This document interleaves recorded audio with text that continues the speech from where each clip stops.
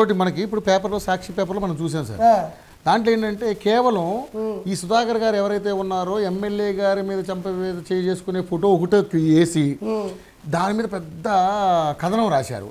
మరి ఇదే సుధాకర్ గారిని ముందు ఎమ్మెల్యే గారు కొట్టారు కదా, తర్వాత ఎమ్మెల్యే గారు తర్వాత కొట్టిన తర్వాత అతను సుధాకర్ గారు కొట్టిన తర్వాత ఎమ్మెల్యే గారు వెనకాల ఒక ఆయన బ్లూ షర్ట్ వేసుకున్న అతను పిచ్చ కొట్టుడు కొట్టేశాడు అతను. మరి ఏం రాలేదు పేపర్. ఇప్పుడు మీకు ఒకటే సాక్షి పేపర్ అనేది హిప్నోటిజం, ఎంతో కొంత కూడా కొంచెం కూడా దాంట్లో మానవతావాదం ఉండదు.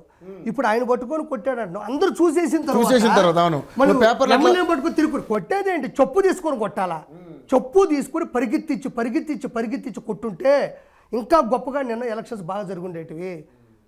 అతను పట్టుకొని నువ్వు కొట్టినావు, రీజన్ ఏంటి? రీజన్ ఒక అబద్ధం చెప్పావు, ఒక దొంగ అబద్ధం చెప్పి అతను పట్టుకొని నిన్ను కొట్టాడంటున్నావే. సరే, అతను నిన్ను పట్టుకొని కొట్టినాడు, ఇప్పుడు చెప్పు నాకు రీజన్ ఎందుకు కొట్టాడు, ఎందుకు కొట్టాల్సి వచ్చింది? కరెక్ట్. ఏమయ్యా వైఎస్ఆర్సీపీలో ఉండే గోండా నా కొడుకులను కూడా ఒక సామాన్య మానవుడు కొట్టాలని ధైర్యం చేస్తాడయ్యా? వైఎస్ఆర్సీపీలో ఉండే గుట్కా నా కొడుకులను కూడా ఎవడన్నా తిరిగి కొట్టగలడయ్యా? ఇప్పటి వరకు జరిగిన దారుణాలు, రేపులు, హత్య రాజకీయాలను చూసిన తర్వాత కూడా ఒక సామాన్య మానవుడు గొట్టుముక్కల సుధాకర్ అనే వ్యక్తి అతన్ని పట్టుకొని కొట్టగలడయ్యా? కొట్టి ఇంటికి వెళ్ళగలడా? ఇవన్నీ చూసిన తర్వాత కూడా జనాల మధ్యలో ఉండే ఒక సామాన్యుడు ఓటు హక్కు వినియోగించుకోవడానికి వెళ్తా ఉంటే అతను పట్టుకొని తిరిగేట కొడతాడయ్యా? నువ్వు కొట్టలేదా? ఆయనకి పిల్లవ లేదా, పిల్లకాయలు లేరా, ఆయన వయసు రాదా, ఆయనకు ప్రెస్టేజ్ ఉండదా? పాపం 10 మంది ముందు దెబ్బతింటే అతనికి బాధ అనిపించదా, సిగ్గు అనిపించదా? నీకు సిగ్గు ఉండదు, వైఎస్ఆర్సీపీలో ఉండే గొండా నా కొడుకులకు సిగ్గు ఉండదు. ఎందుకంటే మీ బతుకులు అంతే.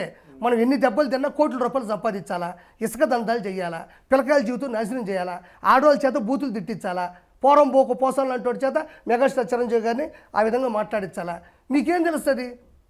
అతను కొట్టాడు అని ముఖ్యం కాదు, నువ్వు ఇంకా ఎందుకు సావలేదు, సిగ్గుపోలా నీక? ఎందుకు కొట్టాడు, ఎవరు అతను, అంత ముఠాదారుడా? ఏది చెప్పు, నువ్వు అసలు వచ్చి కొట్టి అంత నిగ్రహం లేదా నీకు?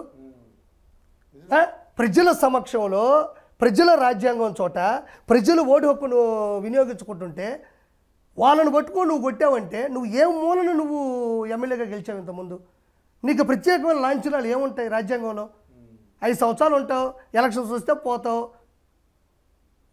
అంతే. దానివల్ల ఏమవుతుందంటే అది ఎలక్షన్స్లో చివరికి వచ్చిన జరిగిన ఒక అవినీతి. ఇవి చాలా ఉన్నాయి, ఇలాంటి కొన్ని వందలు ఉన్నాయి. మీరు అంటే నిన్న వాళ్ళు కొట్టారు, వీళ్ళు కొట్టారు, వాళ్ళు కూడా వదిలి ప్రజల సమక్షంలో, ప్రజల దగ్గరే, ప్రజల ముందే ఒక చట్టం జరిగింది చూసారా? ఇంక ఇలాంటి ఎన్ని జరుగుంటే జనాలు వేసారిపోయి ఉంటారు. చాలా గొడవలు జరిగినాయి. కాబట్టే ఇది ఒకటి మచ్చు తొనక, ఏది ఎలక్షన్ కమిషన్ ఉన్నప్పుడే జరిగింది ఇది. ఇలాంటి ఎన్నో చేశారు వాళ్ళు. కాబట్టి వాళ్ళకి డిపాజిట్లు కూడా రావు.